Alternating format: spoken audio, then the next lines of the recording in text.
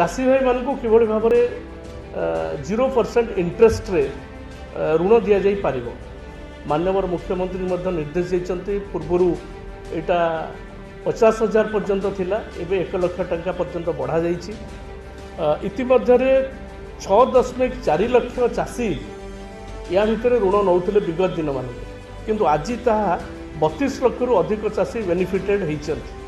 फसल बीमा योजना रे आमे जोटा चाषी भाई माने जो प्रीमियम डिपोजिट करुथिले चलित वर्ष से प्रीमियम को सरकार वहन करिवे ये व्यवस्था होइछि।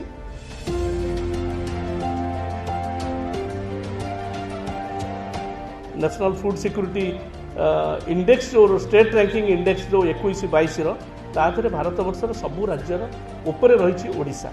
आईएम अहमदाबाद ओडिशार जो फूड सिक्योरिटी प्रोग्रामटा एते भल अच्छी ताकू उदाहरण करिकरी ताकू विभिन्न रिसर्च एवं कोर्सेस ऑफ स्टडी रे मध्य एनएफएसए एंड एसएफएसए सफलता को व्यवहार करने निष्पत्ति ग्रहण कर।